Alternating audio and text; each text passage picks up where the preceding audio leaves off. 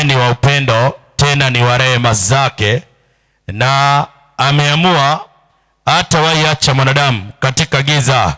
Atazidi kujifunua tena kujidhihirisha katika maandiko, ili kila mmoja aweze kumuelewa na aweze kumusikia. Wacha tuweze kuomba ili tuweze kuanza fundisho la jioni ya leo. Tunaomba. Uhimidiwe Mwenyezi Mungu, Mungu mwingi wa rehema, uliyeumba mbingu kwa siku 6 na ya 7 ukapumzika, na ukampatia mwanadamu ili kuwe ndio ishara ya kuonyesha ukuu na nguvu zako katika maisha ya mwanadamu. Yesu, tunapoanza ujumbe wa jioni ya leo, Yesu, tunakulilia na kuomba kwamba ebu Kristo ujitukuze na tena ujidhihirishe, ili tunaposikia sauti yako inapozungumza, mwisho wa yote Kristo uliye wa upendo, uliye wa amani, ebu tuweze kukuelewa. Tukiomba msamaha wa dhambi mahali tumekutenda kinyume, na tena tukikulilia kwamba ebu tupatie nguvu ya kukufunua zaidi katika maeneo haya, ili wakaaji wako wa maeneo haya wazidi kukuelewa, wakijiandaa kwa ufalme wako. Mungu, tunaomba ya kwamba tunapoanza nasi, tupatie roho wa kweli wa kupambanua na kuelewa, maana without discernment ya kukuelewa zaidi hatutaweza kuwa na muda na wewe, na hata kutemani sana ya mbingu tutabaki duniani. Hebu Yesu tusaidie tunapoanza mpaka mwisho, tuweze kufunua giza ya kiroho shetani ameleta duniani. Yesu, shikilia mitambo, shikilia hali ya anga, shikilia pia wasikilizaji na msomaji anayesoma ujumbe huu. Hebu Yesu mtumie jinsi inavyokupendeza. Na kwa unyenyekevu Kristo, tunaomba ya kwamba tukumbushe maandiko unayokusudia somo jioni ya leo. Bariki kila moja, na pia mwisho wa yote Kristo, mwisho unapoitanwa, hebu Yesu jitwalie walio wako. Jina lako litukuzwe tunapoanza mpaka mwisho. Katika Yesu tumeomba na kuamini. Amen. Kitabu ni kile cha Ufunuo 14, mstari ni ule wa 9. Tunaendelea kawaida mahali tuliachia jana. Ufunuo 14, kuna onyo kali inapatiana duniani kwa mwanadamu yote aliye duniani, na kama ataelewa hii onyo, ataamua kuiamulia, atembee na kweli ya Mungu. Kwa haraka mtumishi, masaa ni machache. Soma andiko.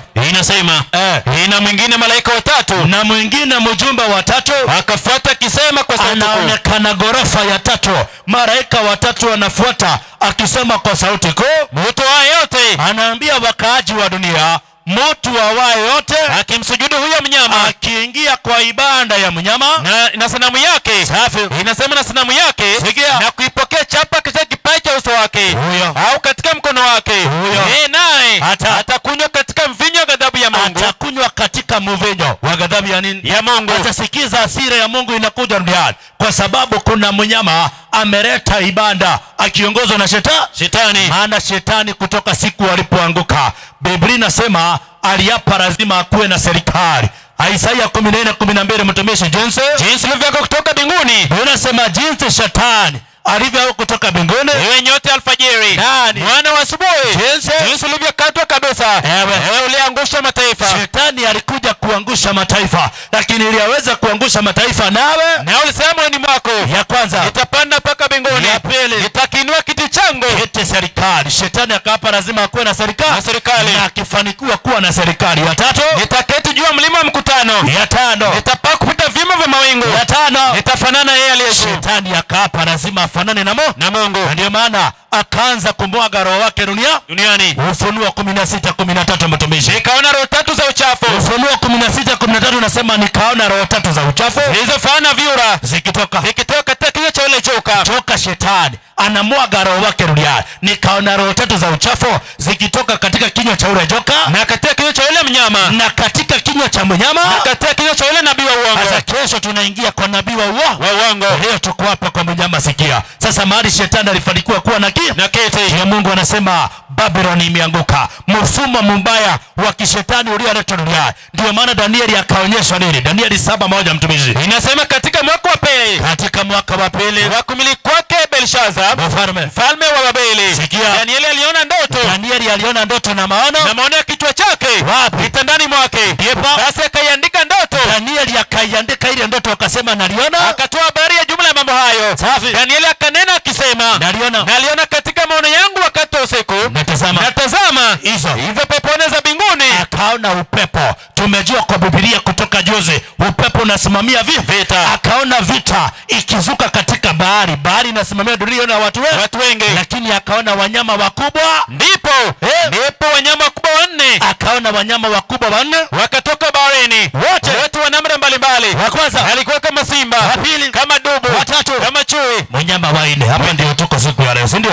Tumeona kwa Biblia wanyama wanasimamia serikali. Danieli 7:17 sikia. Inasema wanyama hawa wakubwa walio wanne. Wanyama hawa wakubwa walio wanne ni wafalme wanne, ni serikali nne watakao tokea duniani. Kumbe tangia mwanadamu aumbe dhambi kaingia, shetani ameinua serikali ngapi? Nne. Sasa tukunaangalia leo ya mwisho. Ya kwanza ni Babylon, ikachukua hatamu mwaka wa 605, ikatawala mpaka mwaka wa 539, nikaangushwa na serikali ya pili inaitwa Medo-Persia, ikachukua hatamu 539, ikaanguka 331 kabla Yesu kuja duniani. Ikaangushwa na Grecian Empire ya Uyunani iliyochukua hatamu 331 mpaka 168, ikagushwa na mnyama wa kutisha, serikali ya Rumi iliyochukua ikiwa Rumi serikali peke yake, Rumi ya kipagani, mwaka wa 168, ikatawala mpaka 476. Danieli 7:7. Sasa sikiza. Baadaye nikaona katika njozi ya usiku. Danieli 7:7. Danieli anasema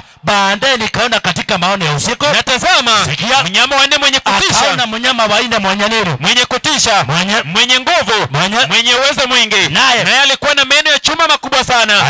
Alikula na kuvunja vipande na kuyakanyaga mabaki. Serikali inakula dunia na kuvunja vunja. Ndio jana tumeangalia serikali yenye kutawala dunia, ile serikali ya Warumi ndio ilitawala Yesu akiwa anazaliwa, ndio ikadhoofisha watakatifu wa Mungu. Ndio serikali Yesu anapopaa mbinguni ikaanza kuwa watakatifu wa Mungu. Serikali yenye kutawala inaitwa serikali ya Warumi. Yohana 11:47 sikia. Basi wakuna makuhani, sikiza, wakuna makuhani na Mafarisayo wakakusanya baraza, wakasema, tunafanya nini? Tutafanya nini dhidi ya Yesu? Maana mtu huyu afanya ishara nyingi. Wakasema tukimwacha Yesu hivi, sikia, watu wote watamwamini. Watu wote wataamini Yesu na Warumi watakuja, sikia, watatuondolea mahali pote. Warumi waliogopewa, maana ndio serikali ya ile iliyoinuka superpower katiri duniani, ikaanza kukula na kuvunja dunia. Ndio maana jana tumeona serikali ambayo inaogopewa zaidi na viongozi wa dunia ulimwengu mzima, ambayo inazungumza ikipanga dunia, ni serikali ya Warumi. Rumi ikachukua hatamu mwaka wa 168, ikatawala ikiwa Rumi ya kipagani kabla Yesu kuja mpaka 476, Yesu akiwa duniani. Ndio serikali ilimsulubisha Yesu msalabani, lakini ikamsulubisha, na baada ya kumsulubisha Mungu akasema itafika mahali Rumi igawanyike itoe pembe 10. Danieli 7:7 sikia. Baadaye nikaona katika njozi ya usiku. Akaona katika maono ya usiku, na tazama serikali mnyama wa nne mwenye kutisha. Akaona serikali ya nne ya Rumi yenye kutisha, mwenye nguvu, iko na nguvu mingi, mwenye uwezo mwingi. Sikia. Na alikuwa na meno ya chuma. Alikuwa na meno ya chuma makubwa sana. Alikula na kuvunja vipande. Serikali ilikula dunia na kuvunja vipande. Sikia. Na kuyakanyaga mabaki kwa miguu yake. Na wanaokatana na hii serikali wakaanza kuuawa. Ukikatana na hii serikali wewe marehemu hivi. Unaona kuna watu wanaotetea nchi zao, wakikatana na utawala wa hii serikali wanauawa, wengine wanaekwa kina Gaddafi waliotetea nchi zao, Magufuli na wengine mrbagu, ndio? No. Ni nchi ambayo serikali ambayo hakuna rais anaweza tawala bila hii serikali. Sasa sikia, hii serikali baadaye hii serikali kagawanyika ikatoa pembe ngapi? Pembe 10. Barisha inasema na umbo lake, na umbo la ile serikali ilikuwa mbali kabisa na wale wa kwanza. Naye alikuwa na pembe 10. Serikali ya Rumi ilikuwa na pembe ngapi? Pembe 10. Pembe ngapi? 10. Sasa kama mnyama ni serikali, pembe inasimamia nini? Danieli 7:24 inasema na habari za zile pembe 10, na habari za zile pembe 10 katika ufalme huo wataondoka ufalme 10. Mungu anaelezea ulimwengu itafikia mwaka wa 476 Roma igawanyike itoe mataifa 10 na yatatawala yakiwa Europa mpaka Yesu arudishe ufalme wake. Sasa angalia, Roma ikagawanyika ikatoa mataifa 10 mwaka wa 476. Roma ikagawanyika ikatoa taifa la kwanza lililogawanyika na Roma linaitwa taifa la France, likatokea Europe. Taifa la pili Italy, taifa la tatu Spain, la nne Portugal, la tano Germany, la sita Switzerland, la saba England, la 8 Ostrogoth, ndio? La 9 Eruri na la 10 Vandals of North Africa. Lakini katika haya mataifa 10 lazima kutokea serikali moja itakayeinuka katikati ya mataifa 10 ya Roma ili ijaribu kuunganisha tena dunia tena. Sasa sikiza, Danieli akasema hakuachiwa pale. Akaona nini katika mataifa 10 ya Europa? Danieli 7 mstari wa 8. Sikia, ikaziangalia sana pembe zake, akaangalia sana mataifa 10 ya Europa, na tazama pembe nyingine ikazua kati yao. Akaona serikali nyingine ikazuka kati yao, nayo ilikuwa ndogo. Sasa sikiza, serikali ambayo inainuka sasa, ambayo shetani ataipatia nguvu, inatoka katikati ya mataifa yale 10. Katikati ya zile mataifa 10 nikaangalia serikali nyingine ikazuka kati yao, na tazama pembe nyingine ikazua kati yao. Safi. Nayo ilikuwa ndogo, nayo ilikuwa ni serikali ndogo ambayo mbele yake pembe 3 katika zile za kwanza. Serikali ikang'oa mataifa mangapi? 3. Jana tuliona iling'oa taifa la kwanza Erori, likang'olewa taifa la Erori mwaka wa 493 baada ya Yesu kupaa. Taifa la pili likang'olewa marubagu, linaitwa taifa la Vandals 533 Yesu akiwa amepaa. Taifa la 3 inaitwa Vandals, ikang'olewa mwaka wa 538. Serikali ndiyo ikapata nguvu, ikaanza kusimama duniani. Lakini sikia Danieli akaambiwaje? Nikaangalia sana pembe zake. Inatazama katika pembe hiyo, katika hiyo serikali ilikuwa na macho kama macho ya mwanadamu. Serikali iko na macho kama macho ya mwanadamu, na kinywa na mdomo kilichokuwa kikinena maneno makuu, na masikio hamna. Ni serikali ina masikio. Ni moja tu tumeona imeinuka Kenya peke yake, iko na nini? Iko na masikio. Duniani hakujaionekana serikali iko na nini? Iko na masikio. Ndio serikali inainuka, iko na mdomo, iko na macho, lakini haina sikio. Sasa macho tuliona jana, macho ya Mungu ndio ilikuwa duniani, lakini shetani akainua macho yake pia duniani. Mithali 15:3. Sikia, macho ya Bwana yako kila mahali, yakimchunguza mbaya na mwema. Shetani akainua serikali iliyo na macho na mdomo. Sasa mdomo ulitumika kufanya kazi gani? Danieli 7:25. Naye ataenda maneno kinyume chake aliyo juu. Mdomo utatumika kuzungumza, na utakuwa unanena kinyume cha Mungu aliye juu. Ni serikali itaanza kuingilia masuala ya nani? Ya Mungu. Ndio maana ilimstua Danieli. Lakini leo watu hawastuki, wanasema mambo iko nini? Iko sawa. Mambo iko nini? Sawa. Unasikia dunia kila bahari mambo sawa. Si ndio? Mambo iko sawa, na hii serikali inatawala, inafanya mambo kinyume cha Mwenyezi Mungu. Alafu uko pale unasema mambo iko nini? Iko sawa. Mambo iwezi kuwa sawa duniani. Itakuwa sawa Yesu akirudisha ufalme wa nini? Ufalme wake. Sasa wewe kaa duniani tu ukiimba mambo iko nini? Iko sawa. Wakati mnaimba mambo iko sawa, shinda inaanza kupatikana duniani. Wa Thessalonike mtumishi 5 mstari wa 1. Sikia, wakati dunia inaimba mambo iko sawa, serikali inaanza kuzungumza ikiharibu dunia, na inaanza kugusa masuala ya nani? Ya Mungu. Nataka kuonyesha jioni ya leo. Jana tumeangalia Sabato vyenye iligongwa, ikaondolewa mwaka wa 321 tarehe 7 mwezi wa 3 Yesu alipopaa. Sabato ikagongwa. Sasa nataka kuonyesha kitu kingine waligonga, wakiondoa watu kwa mpango wa nani? Wa Mungu. Hebu sikia. Inasema lakini ndugu, kwa habari ya nyakati na majira, kwa habari ya nyakati za ujio wa Yesu mara ya pili na masaa, hamna haja niwaandikie. Maana sisi wenyewe tunajua yakini ya kuwa, sikiza, sisi wenyewe tunajua yakini ya kuwa siku ya Bwana wetu Yesu Kristo yaja kama vile mwivi ajavyo usiku. Inakuja kama nini? Mwivi. Watu wanasema Yesu anakuja kama nani? Kama mwivi. Unajua wengine wakafanya mchezo, wakafanya dhiaka. Labda Yesu kuchelewa, amechelewa, labda alikuja kama mkora tukamuua na tusifanye nini? Tusijue. Sio ndio? Maana ndio ninaamini Yesu anakuja kama nani? Mwizi. Yesu hakuje kama mwizi, anakuja kama mwizi kwa wewe. Utaingia kanisa la Mungu utunze sabato ya nani? Ni wewe atakujia kama mwizi. So anakujia watu makundi mangapi? Mawili. Kuna wale anakuja kama mwizi hawajui na hawajielewi. Lakini watu wa Mungu hawezi patwa kama mwizi. Soma andiko, sikia. Inasema wakati wasemapo kuna amani na salama. Wakati dunia inaimba kuna amani, wakati viongozi wanaitana kuwe na amani. Leo kumekuwa na maombi ya kitaifa mwanangu, si ndio? Watu wakiombea nchi. Hamwezi ombea nchi na ukora umejaa katika viongozi. Mungu hawezi sikia maombi. Kuna maombi Mungu anawaangalianga, mnaomba inapiga kichwa, mnarudi nayo wapi? Unarudi nayo nyumbani. Unarudi nayo kwa ofisi zenu. Hebu sikia andiko la Mithali mtumishi 28. Hii Mithali 28. Hii mstari ni ule wa 9. Sikia. Inasema yeye aligeuza sikio lake. Yeye anayegeuza sikio asisikie sheria, asishike sheria ya Mungu, hata sala yake, hata akiombaje ni chukizo kwa Bwana. Imetukana kwa nani? Kwa Bwana. Wewe unaibia watu, ni mkora, alafu unaenda kuomba eti Mungu afanye nini? Asikie wapi? Ndio unaona wakati mnaimba kuna amani na salama, shinda inakuja duniani. Hebu maliza ile andiko mtumishi. Inasema wakati wasemapo kuna amani na salama, wakati wasemapo kuna amani na salama, ndipo uharibifu wajiapo kwa ghafla. Ndipo shida inawajilia kwa ghafla. Sikia, kama vile utungu mjabo mwenye mimba. Wakati mnaimba kuna amani na salama, shetani anapanga dunia. Hebu sikia, maliza anaandika mtumishi, lakini Mungu anasemaje? Inasema bali ninyi ndugu, bali sisi, Mungu anatuita ndugu, bali sisi ndugu, hamo gizani, hatumo gizani, hata siku ile, siku ya Bwana wetu Yesu Kristo iwapate kama mwivi. Sasa Yesu akuje kwa watu wake kama mwivi. Anakuja kwa watu ambao ni wakora, wametumia jina la Yesu. Kesho usikose mkutano. Tunaangalia manabii wa nini? Wa uongo. Ufunuo 13, sikiza polepole. Sasa Yesu anasema hii serikali itatunua kinywa kumtukana nani? Mungu. Kumtukana nani? Mungu. Itatukana Mungu kwa njia gani? Ufunuo 13 mstari wa 6, mtumishi kwa haraka. Inasema akafunua kinywa chake. Akafunua kinywa chake. Amtukane Mungu. Ni serikali inatukana nani? Jina la Mungu. Anatukana Mungu. Ya pili, na kulitukana jina lake. Ni serikali inatukana jina la nani? Jina la Mungu. Swali, kwani jina la Mungu ni lipi? Hebu tu haraka mtumishi,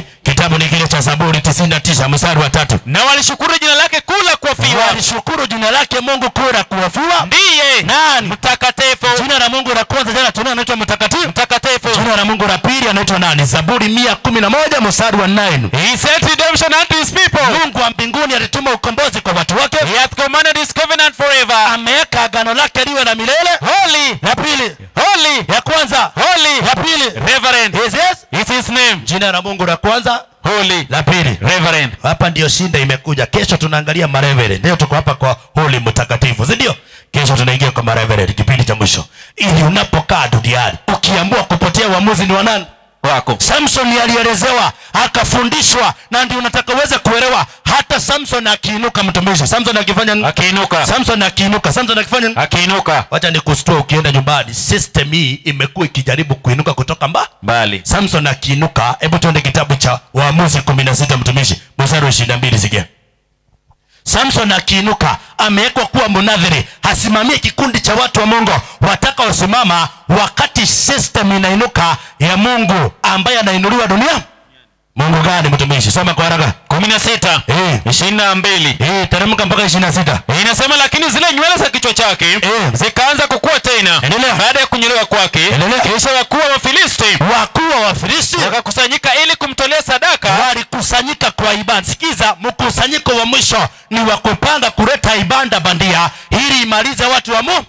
Wakakusanyika ili kumfanyia sherehe Mungu nani? Dagoni, mungu wao. Mungu Dagon. Ukichukua kwa simu yako, Mungu Dagon ni Mungu ambaye aliabudiwa na Wafilisti, anaitwa Fish God, si ndio? No. Mungu aliye mfano wa samaki. Hata ukimuua mtumishi, samaki hata ukifanya hata ukimuua, kuna mahali pawili samaki yafungangi.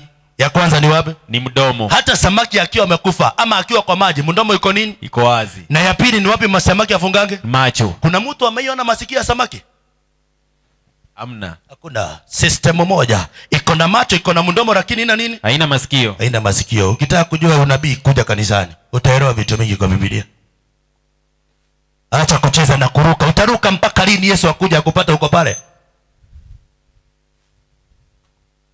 System ya Mungu Dagon. Ndio unaona viongozi wa system ile walikuwa wanavaa kofia zilizo mfano wa nini? Wa samaki, si ndio? Na ndio system hii ilikuja ikachukua ile system ile tu, lakini wakachukua kofia zao waendelee kuinua Mungu Dagon, Mungu badia duniani. Na hapo ndio inapangwa serikali. Hebu sikia, inatokana jina la nani? Jina la Mungu. Anajiita ya kwanza mtakatifu, ya pili nani? Reverend. Sikiza sasa, Yesu akitoka duniani alitufundisha, alitufundisha jina la Mungu mahali alikuwa naenda. Tufunue hii serikali mtumishi, halafu tuendelee mafundisho aliyoleta kwa haraka, si ndio? Naam. Kitabu ni kile kwa haraka mtumishi. Kitabu cha Yohana 17 mstari wa kwanza. Jina la Mungu la tatu ni gani? Sikia. Maneno hayo aliyosema Yesu. Akainua macho yake.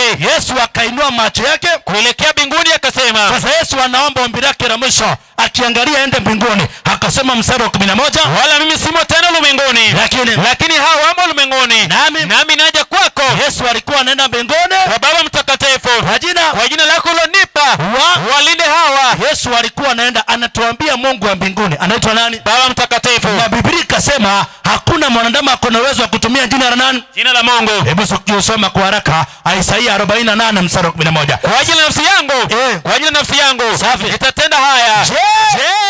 Litio unajisi jina langu, wala sitampa mwingine utukufu wangu. Kumbe jina la Mungu anaitwa Baba Mtakatifu. Na nimesema hakuna mwanadamu anaweza tumia jina la nani? Jina lake. Sasa tukipata serikali iko na kiongozi amechukua jina la Mungu ambaye anapatiwa anajiita Baba Mtakatifu, ni Mungu amempatia ama ni shetani? Ni shetani. Sasa serikali ya mwisho inaongozwa na Asa Mudaru. Baba nani? Baba Mtakatifu. Baba Mtakatifu. Ndio serikali imechaguana juzi ikachukua Papa Leo wa 10 na ngapi? 14. Papa Leo wa 13 ndiye alijaribu kuanzia mwaka 1888 akajaribu kuinua ibada ya Jumapili mara ya ngapi? Mara ya kwanza. Ikashindikana. Sasa huyu akachukua mahali aliachia ndio anataka kumalizia. Wewe cheza na imani, hivi karibuni ndio utaona taabu ijaonekana kwa hii dunia. Unaitwa kwa Kristo utaki kusikia, wewe ni moyo mgumu, umefanya moyo kuwa mgumu. Ni kama hii simiti mwalimu wangu, si ndio? Wakati mtu alikuwa anajenga hii nyumba, wakati kokoto iliekwa ikiwa na maji, si ungekanyanga hata unaacha vidole pale? Naam. Unaacha sanamu ya kidole chako pale. Lakini sasa hizi unaweza fanyia kitu hiyo simiti? Hauwezi. Ndio moyo wa mwanadamu ulivyo. Unapohubiriwa unazidi kuwa mgumu. Hapana, unaingilia kanisa yangu, unazidi kufanya moyo kuwa mgumu. Itafika mahali hakuna kitu unaweza fanyiwa moyo, labda Mungu akuvunja kumalize. Na uko na nafasi ya kukuja kwa Yesu, uanze kubatizwa hii Sabato, utembee na nani? Na Yesu. Serikali ya mwisho inatawala ikiwa Roma, mji wa Roma anaongozwa na Baba Mtakatifu. Na ndio unaona huyo mzee akaanza kuharibu imani. Jamaa mtu anaweza kuambia unamuingilia huyo mzee, si ndio? Sikiza tusikie kama anaitwa Baba Mtakatifu. Katekisimu ya maswali na majibu kwa haraka. Tupige hatua mtumishi. Leo tunaangalia sita tatu zinamaanisha nini mtumishi?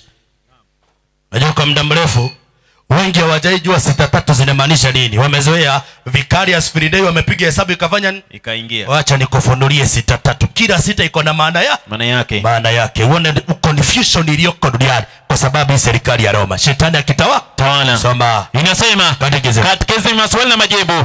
Inatokana katekisimu ya Kanisa Katoliki. Sikia. Ukurasa wa 50. Swali la 103. Baba. Wanauliza Baba Mtakatifu ni nani? Wanauliza Baba Mtakatifu ni nani? Wanasema Baba Mtakatifu ni mrithi wa mamlaka ya Mtakatifu Mtume Petro. Wanasema popo wa kwanza, maana Baba Mtakatifu amerithi kwa Petro. Wanasema popo wa kwanza alikuwa ni nani? Nati ni Petro. Sasa sikiza kwanza mtumishi kabla tuende pale, si ndio? Wao wamesema imani yao hakuna kuoa kwa mafadha, si ndio? Sasa swali, si ndio? Hebu sikiza kwanza Timotheo wa kwanza 4:1 kwa haraka mtumishi. Basi Roho ananena wasiwasi ya kwamba nyakati za mwisho, yani siku za mwisho, wengine watajitenga na imani. Wengi watajitenga na imani ya Yesu, wakisikiliza roho zidanganyazo, na mafundisho ya mashetani. Mafundisho ya nani? Ya mashetani. Wewe peleka hiyo slide mbele mtumishi. Mali mafadha wameanzia sasa kwa haraka, alafu turudi nyuma kwa ubatizo venye uliharibiwa, tuingie kwa sita tufunge. Iko sawa, weka kwa kiti sasa, imefika. Angalia, wakijitenga, wakisikiza roho za mashetani, si ndio? Wakizuia watu, unasema roho za mashetani kwa unafiki wa watu wasema uongo, wakichoma moto dhamiri zao wenyewe. Sasa angalia, roho zidanganyazo zikadanganya watu. Kuna ofisi ilibaki duniani, Yesu akitoka, ofisi kama ya priest, ofisi kama ya nani? Ya priest. Ama in other ones pandri, si ndio? Hakuna ofisi kama hii ilibaki duniani. Makuhani walikuwa wanafanya kazi ya kupatanisha mwanadamu katika hekalu la duniani. Sasa hekalu la duniani iliisha, pasia ikapasuka, kuhani akaonekana mbinguni akiwa Yesu Kristo. Sasa angalia, sasa wakadanganya watu. Yesu akitoka duniani aliacha ofisi moja inaitwa priestly ministry, si ndio? Tuulize Biblia, kuna ofisi kama ya priest kimtumishi? Tuulize Biblia, si ndio? Yesu akitoka duniani aliacha ofisi 5. Ofisi ngapi? 5. Ofisi ngapi? 5. Tuangalie kama kuna ofisi ya priest ilibaki duniani. Eti wewe unaweza enda, mtu anakaa mahali kanisani, unampelekea vyakula, unamfanyia, anakaa tu, yeye ako pale, ukiwa na shida unaenda anakuombea. Kuna ofisi kama hiyo kumebaki duniani mwalimu wangu? Waefeso 4:11 sikia. Naye alitoa wengine. Yesu alitoa wengine. Naye alitoa wengine kuwa mitume. Akaacha ofisi ya mitume. Na wengine kuwa manabii. Akaacha ofisi ya nabii. Na wengine kuwa wainjilisti. Akaacha ofisi ya wainjilisti. Na wengine kuwa wachungaji. Akaacha ofisi ya wachungaji na walimu. Umesikia mahali imebaki ofisi ya priest? Hamna. Priestly ministry ilisha na nani? Sasa wao wakaleta ofisi ya priest, wakasema makuhani na mapriest na mafadha hawafai kufanya nini? Kuoa. Hebu sikiza. Ndio unaona lakini wanasema wamerithi kwa mtume nani? Petro. Wanasema sasa pia Petro alikuwa katika huo mfumo, yeye hajaioa, yeye ni father wa kwa Petro ni popo wa kwanza. Ni popo wangapi? Popo wa kwanza. Ndio maana kanisa hili likajengwa mahali ambapo mtumishi Petro alikufa na likasimama duniani. Wakadanganya watu Petro alikuwa popo wangapi? Popo wa kwanza. Sikiza, wao wanasema mafadha hawafai kufanya nini? Hafai kuoa. Maana kuna mafadha na masista. Swali, anajiita baba na ana mtoto, ni baba ya nani? Maana kwa masuala ya kiroho hakunanga baba wa nini? Wa imani. Baba wa nini? Wa kiroho. Hakunanga baba wa kiroho. Timotheo akwambia mimi ni baba yako ya kiroho. Hakuna kitu kama hiyo. 23:9 Mathayo. Wala msimuite mtu baba duniani. Msimuite mtu baba duniani. Inasema maana baba yenu ni moja, na aliye wa mbinguni. Na wala msimuite viongozi, maana sikiza, kumbe baba yetu ni mmoja aliye wa mbinguni. Kwa masuala ya kiroho kunanga baba. Sasa mafadha wakainuka wakasema hakuna kuoa. Sasa sikiza mtumishi, wanasema Petro ndiye alikuwa popo wangapi? Popo wa kwanza. Tuulize Petro kama umeikuwa popo kidogo, alafu tuendelee mtumishi. Naam. Hiyo ni fundisho la kwanza shetani alipiga watu knockout naro, si ndio? Petro, umeikuwa popo wa kwanza mtumishi, si ndio? Mathayo 8:14. Inasema 8:14. Mathayo. Hata Yesu alipofika nyumbani kwa Petro. Yesu alipofika nyumbani kwa Petro, akamwona mkwe wa Petro. Akaona mkwe wa Petro, mamaye mkewe. Kumbe Petro alikuwa na nani? Na mke. Petro alikuwa na nani? Na mke. Sasa kama Petro alikuwa na mke, anaweza kuwa popo? Hawezi. Swali, kama Petro hukuwa popo, wewe ulikuwa nani, si ndio? Petro wa kwanza 5:1. Inasema Petro wa kwanza 5:1. Petro wa kwanza 5:1. Sikia. Inasema na wasii wazee walio kwenu mimi niliye mzee. Kumbe Petro alikuwa mzee wa nini? Mzee wa kanisa. Mzee wa nini? Church elder. Mzee wa kanisa. Ajai kuwa nani? Pope. Ndio maana hii system ilipoinuka ikaambia watu wasiolewe wala wasifanye nini? Wasioe, si ndio? Lakini ukiangalia mtumishi wanaosema wasiolewe, ndio Mungu alijua ili kusikue na sinaa. Padri ama askofu wa kanisa asiyekuwa bila mke. Maana unaletewa familia pale, masuala ya familia, na wewe una mke, tamaa inaanza kukushika, lazima ukuwe na mke wa nani? Mke wako. Mke wa nani? Wako. Mke wa nani? Wako. Timotheo wa kwanza 3:1. Ni neno la kuaminiwa. Mtu akitaka kazi ya askofu, atamani kazi njema, lakini basi imempasa askofu awe mtu asiyelaumika. Askofu wa Biblia akuwe mtu asiyelaumika, mume wa nani? Wa mke moja. Askofu akuwe ni mwanaume wa mke nani? Moja. Leo unapata viongozi wa kanisa ako na wake wangapi? 4. Wake 4 na masuria. Na wengine napata wanasema nakwambia tunakuombea Mungu kama uko na mmoja kama taa ya pikipiki, ubarikiwe uko na wawili kama taa ya nani? Taa ya gari, si ndio? Anaongezea na kuambia tukuombei tu 2, tunaomba pia ufikisha 4 kama taa pia za ngapi? Za nyuma za gari, si ndio? Imani zimejaa duniani. Ni viongozi wa dini lakini wamejaa wanawake na mazuria, si ndio? Unapata ni kiongozi lakini mpango wa kando amejaa nao, lakini anajiita kiongozi wa nini? Wa nchi. Hata wengine wanaonisikiza leo ni mtu wako kanisani lakini anachezea mke wa nani? Wa mtu. Mke wa mtu. Wewe ngoja, ni moto inakongoja. Wewe tuko kanisani, ni mzee wa kanisa lakini wake za watu hawezi kaa kanisani vizuri na amani. Mubadilike. Bwana Yesu asifiwe.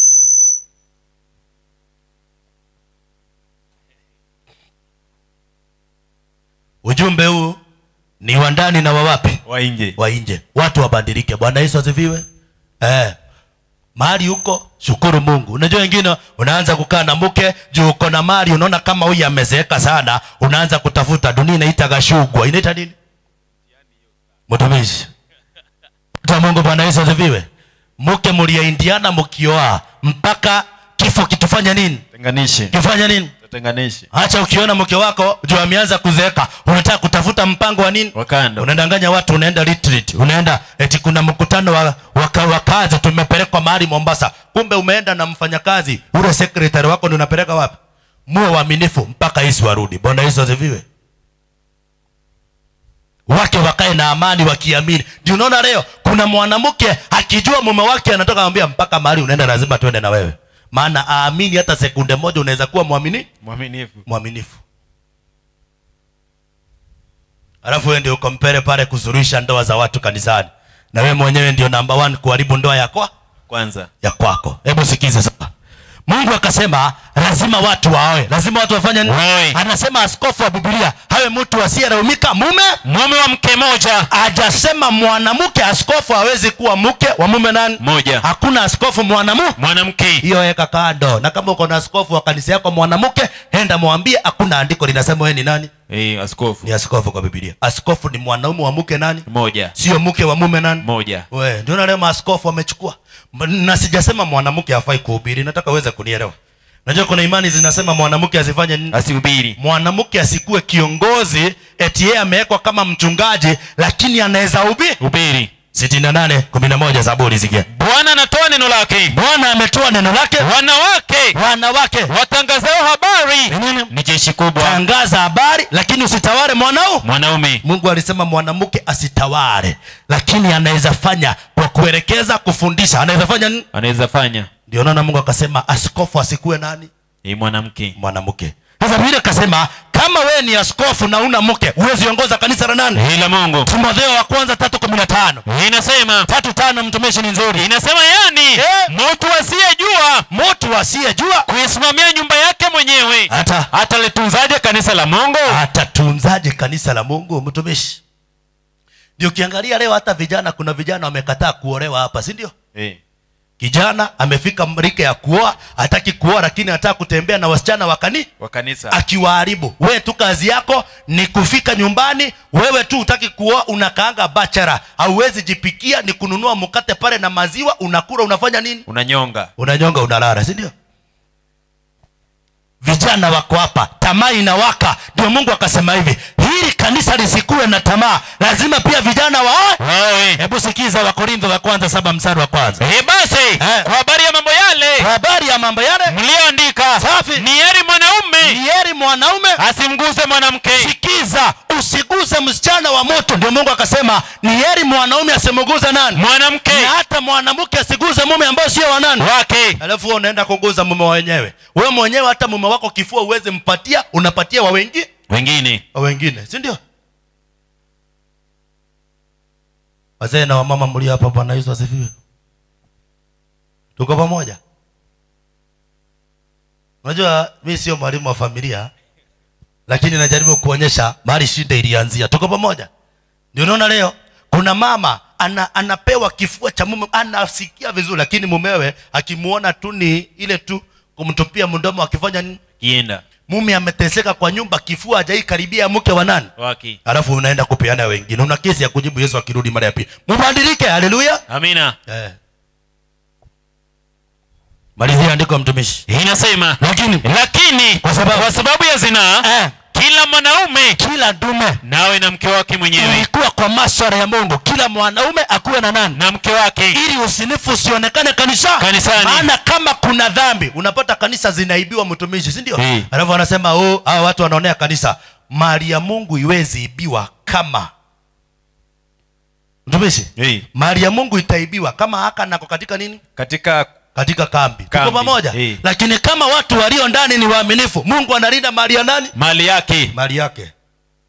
Sasa ukiona mali mnaibua, kuna haka ni anacheza na nani? Nanyi. Ndio maana Israeli haka na alipocheza, hiyo ni Yoshua 7, alipochezea mali, akachukua mali ya Wababeli, akawa anaishi, Israeli ikapatwa na shida. Ndio naona Mungu anasema uchafu wa kiroho ulianzia serikali ya Roma. Na kama umeanzia hapa, lazima ifunuliwe ndio utoke. Ndio ufanye nini? Utoke. Ndio naona juzi wamehalalisha ushoga. Nimesema nini? Ushoga. Huyu papa amelala, ameambia watu lazima mashoga mpaka wawekewe sheria ya kwamba lazima wakuwe katika ndoa.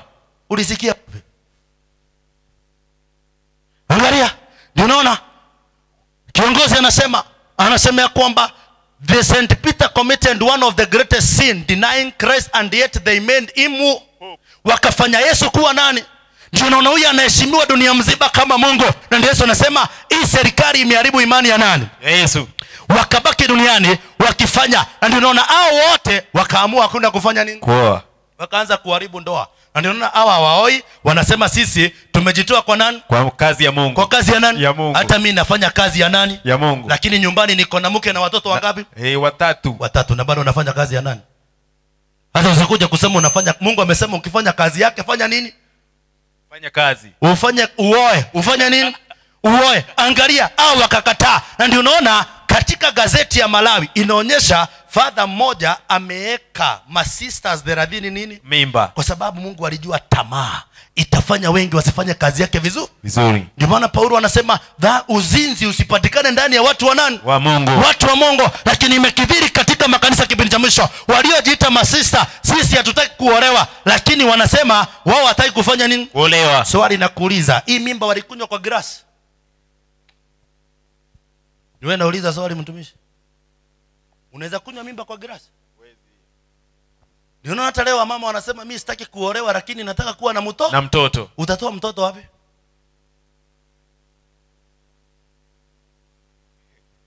Ndio unaona shetani akaanza kuharibu imani. Hao walikuwa masista wawili, wametumwa kutoka St. Peter's Basilica. Walipofika Afrika wakapata mimba. Na ukiangalia kwa mkono wameshikilia nini? Kamnyweso hiyo. Wameshikilia nini? Pombe, si ndio? Naam. Shikilia pole pole hapo tunakuja mtumishi. Ndio unaona? Ndio Mungu akasema wakaanza kuharibu ndoa. Na ndio unaona wakati mindi ilianza kuguza kuhusiana hawa sisters wawili, ikabindi kiongozi akazungumza akasema, hiyo video sikuweka hapo, iko kwa laptop mahali. Yeah. Folder gani? Yeah. Abortion. Ndio kiongozi. Hebu rudi kwa slide nikuonyeshe. Kiongozi akatangaza akasema prophecy songs. Ingia kwa prophecy songs kwa haraka. Kiongozi akatangaza akasema nimepatia mafadha wote ruhusa ya kusamehe dhambi ya nini? Ya abortion. Eti ukitoa mimba, ukiavya mimba, enda kwa papa, kwa father kusamehe hiyo alipewa ruhusa na nani?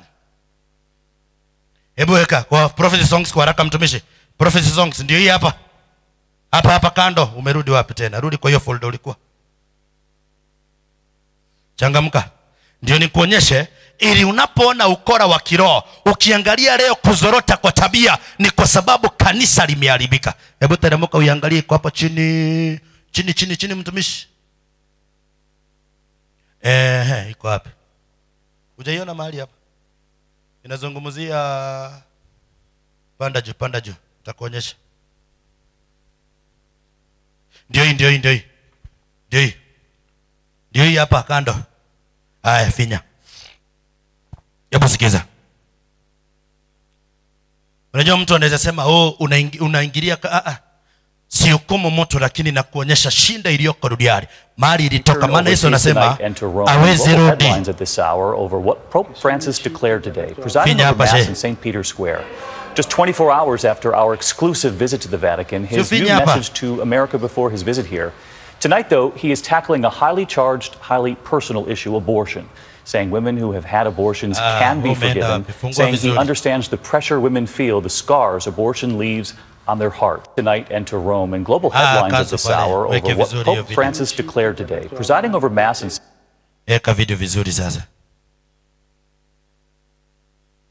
We turn overseas tonight and to Rome, and global headlines at this hour over what Pope Francis declared today, presiding over Mass in St. Peter's Square. Just 24 hours after our exclusive visit to the Vatican, his new message to America before his visit here.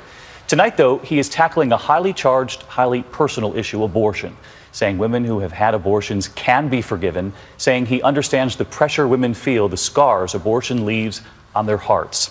And tonight, right here, what he said to a single mother right here in the U.S. during our time with the Pope that had her in tears. Inside the Vatican walls, Pope Francis told us he is ready for his trip to the United States. And tonight, on the eve of his historic visit, he's making global headlines when it comes to forgiving women who have had an abortion. Declaring today he will allow priests in this upcoming year of mercy to absolve women of the sin of abortion if they repent, in his words, with contrite heart. Saying he's aware there are many women who... Sasa rudi kwa slide. Eti amepatia mafadha ruhusa ya kusamehe dhambi ya nini? Ya abortion. Kwa sababu gani? Iligonga vyombo vya habari, maana walianza kuchunguza kwa nini hawa wanajiita watu wamejitoa kwa Yesu lakini wamesema waolewe na wako na mimba. Ikasumbua sana, na ndio kiongozi akasema amepatiana. Na ndio wanadai kusamehe nini? Makufuru makubwa, kumkataa kazi ya Yesu Kristo, wakajipatia. Unapotoa mimba mtumishi, unapotoa nini? Unapotoa mimba haikufanyi wewe ni msichana. Tuko pamoja? Mungu anakuhesabia wewe ni muuaji. Ni muuaji, si ndio? Na hakuna muuaji anarithi uzima wa nini? Wa milele. Unajua wengine unaenda kucheza na wanaume, unapata mimba, halafu unaanza kusema ilikuwa bahati mbaya. Hakunaga kitu bahati mbaya kwa maisha ya nani? Ya mwanadamu. Ulifanya ukijua. Kwa Mungu Bwana Yesu asifiwe. Na naona leo dunia watu wanafanya vitu vya ajabu. Na ndio anasema if a person is gay and seeks the Lord, who am I to judge that? Anasema hivi, sikiza statement alitoa Kabaroyo Mzee Jalala. Anasema I believe that the church should not only should apologize to a person who is what? Gay. Whom they have done what? Offended. Eti sisi tuende tuombe juu tumehubiri mashoga wawili hawafai kuwa katika nini? Ndoa. Eti nienda kwa shoga namwambia, "Haki naomba unisamee hata kama nilikutangaza hadharani hawafai kuwa katika nini?" Ndoa. Ishindo katika jina la Yesu mtumishi. Mashoga wangapi? Wawili. Na ninaona akatangaza, hebu weka hii video kwa haraka, finya hapo kwa haraka. Amefundisha kwamba lazima mashoga waekewe sheria, na ndio unaona imefika mahali shetani anazungumza, lakini sisi tunaona kama maisha ya kawaida. Leta kasa ndani kwa hii video. Following the major news from the Vatican tonight, Pope Francis voicing support for same-sex civil unions, the first pope in history to do so. The Pope saying homosexual people have the right to be in a family, that they are children of God. Here's our foreign correspondent, James Longman, tonight. Tonight, an historic shift from the leader of an ancient institution. Pope Francis becoming the first pope in the Catholic Church's 2,000-year history to endorse civil unions for gay couples. This is a man who cries with humanity. In the new documentary, Francesco, the Pope says homosexual people have a right to be in a family. They are children of God and have a right to a family. Masikia anasemaje? Mashoga wako na haki kuwa katika familia. Waandiko gani mtumishi? Mashoga hawana haki kuwa katika nini? Katika ndoa. Na hata hawafai kuwa katika nini? Ndoa. Mfano, nchi ya Uganda hapa, Rais Museveni, wakati mashoga walianza kuandamana wakisema haki ya nani? Haki yetu. Akamwambia mimi sina shida na nyinyi, lakini nataka tu mkitaka hii haki ikuwe katika katiba na muweze kuwa katika ndoa, nataka ukuje na mke wako. Unajua shoga yako na mume anasema ni mke, na mke anasema ni mke. Wewe enda kuja na mume wako na huyo, si ni wanaume wawili, mfungiwe pale katika nyumba moja, hakuna kutoka, chakula ni ya serikali, siku mtapata mimba na yeka sahihi mnafaa kuwa katika nini? Ndoa. Katika ndoa, si ndio? Lakini kwetu mpaka serikali ilipitisha, maana Roma ndiyo inatawala dunia. Hakuna rais anaweza ingia aanze kutawala bila serikali. Mtumishi Masai imeenda, tungeweka hizo video. Tunataka kurudi juu kwa haraka. Akaanza kuharibu sheria za nani? Za Mungu. Danieli 7:25, sikiza kwa haraka inasemaje? Atanena maneno kinyume chake aliye juu. Atanena maneno kinyume cha Mungu aliye juu. Atawadhoofisha watakatifu wake aliye juu. Sikia. Atazimu kubali majira na sheria. Atajaribu kubadilisha majira na nini? Na sheria. Sheria ya pili inasemaje? Nataka kuonyesha kidogo vyenye aligonga sheria za Mungu. Amri ya pili inasemaje? Kutoka 20 mstari wa 4. Inasema usifanyie sanamu ya kuchonga. Usijifanyie sanamu ya nini? Ya kuchonga. Serikali ilipoingia ilianza kugonga sanamu sheria za nani? Za Mungu. Akaanza kuleta, ndiye anakuambia kuna sanamu takatifu. Unaona mtu aliye na akili anaenda kupigia simiti magoti. Simiti nini? Magoti. Eti nakuomba simiti unisamee, nimetenda dhambi. Unaomba simiti, uko na akili kweli? Hebu soma andiko mtumishi kwa haraka. Amri nini inasema? Usijifanyie sanamu ya nini? Ya kuchonga. Wala inasema wala mfano wa kitu chochote kilicho juu mbinguni, wala kilicho chini duniani, wala kilicho majini chini ya dunia, usivisujudie wala kuvitumikia. Mungu akapiga marufuku usiwahi abudu sanamu. Na akasema usiwahi chonga sanamu mfano wa kitu chochote. Kumbukumbu la Torati 4 mstari wa 16. Ikuwe ni ya ng'ombe kama waindi, ikuwe ni ya ndege, ikuwe ni ya mke ama mwanaume, usiwahi chonga sanamu ya nini? Kitu chochote. Sikia. Inasema msije mkajaribu nafsi zenu. Msije mkajaribu nafsi zenu mkajifanyia sanamu ya kuchonga. Mfano wa sura yote. Mfano wa mwanaume. Usifanye sanamu mfano wa mwanaume au mwanamke. Au mfano wa mnyama aliye duniani. Usiwahi fanya sanamu mfano wa mwanaume ama mwanamke. Na akaongezea, usiwahi fikiria unaweza fananisha Mungu na nini? Na kitu chochote. Leo watu wamefananisha Yesu na kamsaraba wanabebanga kwa shingo. Shetani ndiye muasisi wa hizo vitu. Yesu hayuko kwa msalaba, na wanaoandamana na msalaba, Biblia inasema njia ya msalaba sio kubeba msalaba mbao. Tukisikiza ni kubeba neno Yesu katika mioyo yetu. sio kubeba msalaba nini? Mbao. Hebu soma maandiko mtumishi. Wa Matendo ya Mitume 19:29. 17:29. Sawa. Inasema basi kwa kuwa sisi tu wazao wa Mungu, kwa kuwa sisi ni uzao wa Mwenyezi Mungu, haitupasi kudhani ya kuwa, haitupasi tuwe na dhana. Kuwa na nini? Na dhana. Kudhania mtumishi. Si hata kabla kuchonga unadhania. Mawazo naweza kuwa na kamchoro. Haitupasi kuwa na dhana ya kuwa na dhana ya kuwa uungu, yaani Baba, Mwana na Roho. Uungu ni mfano wa dhahabu. Unaweza fananisha Mungu na dhahabu au fedha au jiwe, vitu vilivyochongwa. Yaani unaweza chonga Mungu umweke mahali fulani. Mungu akasema usiwahi kuwa na dhana. Leo watu wamedhania na wakachonga. Ndio Mungu akiangalia anasema tumefarakanishwa na Mungu kwa imani. Mtu ako na kasanamu kwa shingo, eti huyu ni Yesu. Wewe ukienda kuoga unatoa Yesu unamweka pale kwa meza. Yesu hajai yoga na kuanga mchafu. Si ndio? Ukiingia kulala unatoa Yesu unamwekelea kwa meza. Wewe unaingia kwa dufe bila nani? Yesu. Bila Yesu. Na ukinyonga kwa hiyo dufe, Yesu akiwa kwa meza pale. Ndio unaona watu leo, watu wamejichongea sanamu, na ndio unaona wakaanza kutumia zile sanamu kuomba. Mungu anasema msalaba, neno la msalaba wanaoamua kupotea imekuwa ni upuzi. Wakorintho wa kwanza 1:18. Inasema kwa sababu neno la msalaba, Biblia inasema ni msalaba mbao ama ni neno la msalaba? Neno la msalaba. Swali, neno ni nani? Yohana 1:1 mtumishi kwa haraka hapo mwanzo. Hapo mwanzo kulikuwa neno.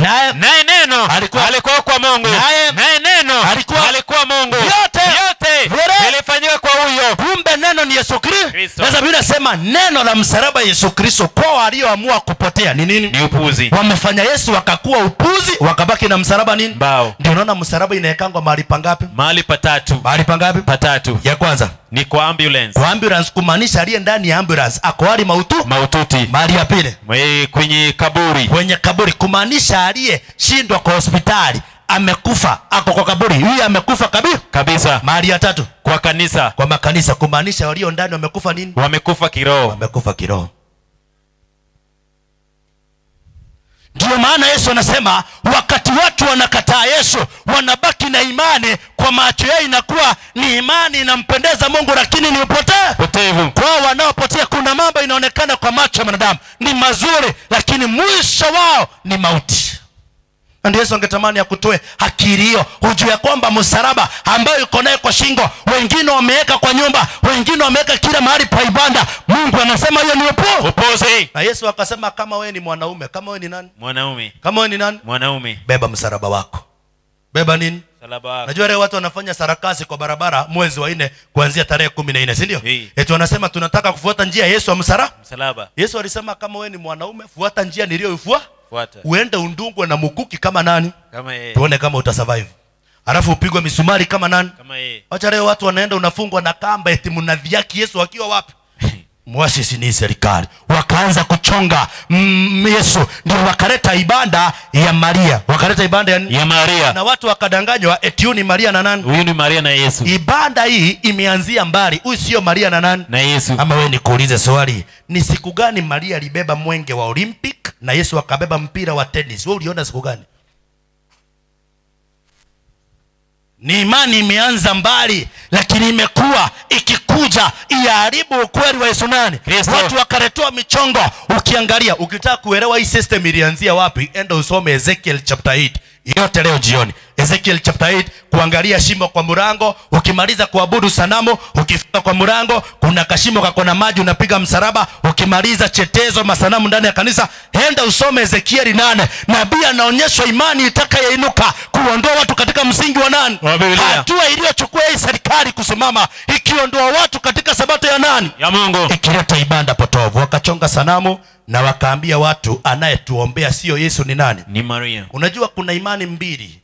Imani iliyoanzishwa Jumapili na wakainua imani ya msikiti Ijumaa. Maana walioanzisha Uislamu ni serikali ya Roma kupinga Uprotestanti. Ndio unaona Waislamu wanaamini Maria ni mkweli, Yesu ni Mungu. Ndio maana wakapatia Maria chapter mzima inaitwa Suratul Maryam katika Qurani, sura ya 19 kwa Qurani, wakielezea watu vyenye Maria ni mzuri, Yesu ni mbaya. Baadaye naye serikali ikaamua kuondoa Yesu, ikaleta Maria. Unaona mpaka wale watu wanazidi kuabudu. Unasikia mpaka ombi likaekwa na kurundia. Unajua wachawi ndio wanakuwa kitu kinaitwa chanting prayers. kichwa kujirundia rundia. Mungu anasema maombi ya kujirundia msiwe nayo, si ndio? Sasa angalia, nataka kuonyesha wakaeka Maria, maombi ya Maria, Yesu akapigwa knockout. Sara ya Maria kwa haraka mtumishi tumalize. Inasema katekisimu ya maswali na majibu. Unaona watu wazungu hata tulidhani wana akili. Mtu anaenda kupigia simiti nini? Magoti. Angalia watu wanaabudu. Imani watu wameondolewa kwa mpango wa nani? Mungu. Mpango wa Mungu. Maria akainuliwa, Yesu akapigwa knockout. Sikiza venye Yesu aliondolewa. Soma kwa haraka. Inasema katekisimu ya maswali na majibu. Inatokana katekisimu ya Kanisa Katoliki. Sikia. Ukurasa wa 167. Swali. Inasema swali la 331. Inasema sala ya Maria. Inasema salamu Maria. Wanasema salamu Maria, umejaa neema. Wanasema Maria amejaa nini? Maria amejaa neema. Amejaa nini? Amejaa neema. Sasa sikiza mahali yani inaitwa makufuru makubwa kumpinga Yesu na kazi yake na kuondoa Yesu ili asije akakupatia uzima, ukabaki na simiti na Maria. Maria alitumika venye natumika jioni ya leo kukuletea ujumbe. Hata mimi nikihubiri nikatae kuishi kwa ujumbe, hata mimi motoni. Maria alitumika venye nyoka alitumika shamba la Eden na shetani, akaleta dhambi duniani. Lakini Maria akaleta mkombozi. Sasa Maria alipoleta Yesu, baada ya kuleta Yesu, kama alitenda dhambi, anangoja Yesu amfufue naye amchome ammali finari jehanamu. Sasa sikiza polepole. Maria tu alitumika kama tu chombo, lakini wakasema Maria ndiye amejaa nini? Neema. Tuulize Biblia, Maria umejaa neema ama wewe ni kama mimi tu, si ndio? Kitabu kile cha mtumishi Luka ni moja mtumishi 26. Inasema mwezi wa sita wakati malaika anatumwa kuambia Maria atapata mimba. Mwezi wa 6 malaika Gabrieli alitumwa na Mungu kwenda mpaka mji wa Galilaya, jina lake Nazareti, kwa maana mwali bikira aliyekuwa amepozwa na mtu, jina lake Yosefu, wa mbari ya Daudi, na jina lake bikira huyo, na jina lake huyo Maria ni Mariamu.